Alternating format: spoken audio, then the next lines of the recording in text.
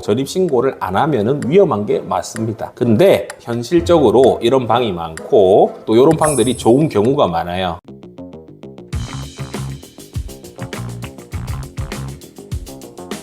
안녕하세요. 대한중앙부동산연구소 김 소장입니다. 오늘은 정말 많은 분들이 질문을 해주시는 사항인데요. 저도 이제 중개업을 하면서 오피스텔이나 원룸 중개를 할 때도 많은데 그때 보면은 왜 전입신고가 안 되나요? 전입신고를 안 하면은 위험한 거 아닌가요? 라는 이제 이런 질문을 많이 받습니다. 예, 맞습니다. 위험합니다. 전입신고를 안 하면 안 돼요, 원래. FM은 전입신고 확정일자를 무조건 받는 게 FM입니다. 근데 이제 현실적으로 안 되는 방들이 많으니까 이렇게 했을 때의 위험성은 뭔지 그리고 실무상 어떤 식으로 되고 있는지 한번 말씀을 드리겠습니다. 사실 최근에 저희 사무실 인근에 오피스텔 투룸을 한번 월세를 계약을 해드렸는데 그분이 말씀하시기로 이렇게 제대로 알려주는 부동산이 없었다. 더 믿고 계약을 할 수 있을 것 같다. 라고 해서 전입신고 안 되는 방인데 계약을 해주셨거든요. 그러면 본론으로 들어가겠습니다. 제가 집주인이라고 가정을 해볼게요. 예를 들어 제가 이제 오피스텔, 원룸 오피스텔을 분양을 받았습니다. 제 거예요. 근데 제가 분양 받을 때 2억짜리 오피스텔인데 내가 업무용으로 사용하겠다. 오피스텔은 건축물 대장을 떼보면 전부 다 업무시설로 돼 있거든요. 주거로 쓸지 아니면은 사업자를 내서 사업 용도로 쓸지를 정할 수 있다는 겁니다. 근데 제가 최초로 분양을 받을 당시에 내가 쓰거나 임대를 줄 때도 업무용으로 쓰겠다고 하면은 부가세를 환급을 해줍니다. 쉽게 설명하면 2억을 주고 샀는데 한 1,000만 원 정도를 환급을 받는 거예요. 근데 만약에 내가 업무용으로 쓰겠다고 해서 1,000만 원을 환급을 받았는데 제가 전입신고를 하거나 아니면 내가 세를 줘서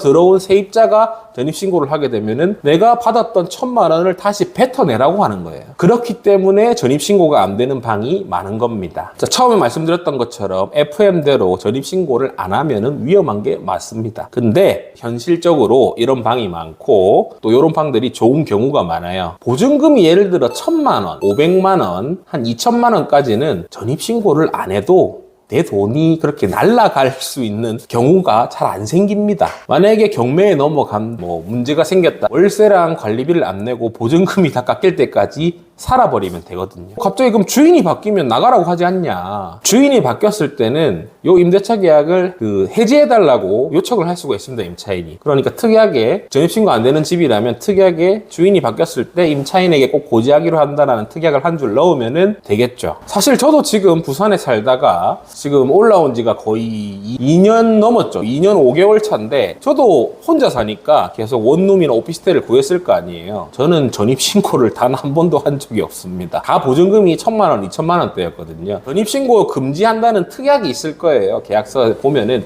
전입신고를 금지한다. 전입신고를 해서 임대인에게 안 좋은 일이 생기면 손해배상 청구 소송을 한다. 이런 거는 다 의미가 없는 무효 특약입니다. 하지만 서로가 그렇게 약속을 했다면 그렇게 지키는 게 낫겠죠. 굳이 문제를 만들어서 서로가 얼굴 붉히면서 싸우는 일은 안 만드는 게 좋습니다. 자, 마지막으로 정리하면은 전입신고가 왜 안 되냐면 제가 2억의 오피스텔을 분양을 받았다면 부가세를 1,000만 원 정도 환급을 받았기 때문에 업무 용도로만 사용한다고. 하지만 전입신고를 하게 되면 업무용이 아닌 주거용으로 사용하게 되는 거니까 내가 받았던 1,000만 원을 다시 개내야 되기 때문에 전입신고를 못하게 하는 거고요. 보증금에 대한 위험도 생기겠죠. 하지만 보증금이 500에서 1,000, 2,000 정도까지는 크게 그런 일이 일어나지는 않습니다. 제가 지금에서야 서울에서는 상업용을 전문으로 하고 있지만 부산에서는 3, 4년을 오피스텔 원룸, 단기 임대를 전문적으로 했거든요. 제가 그때까지 중개한 전입신고 안 되는 방들 중에 문제가 생긴 적은 없습니다. 저는 전세는 보증보험이 가입되는 것만 무조건 중개를 하고 월세도 전입신고 안 되는 방은 보증금이 낮은 걸로만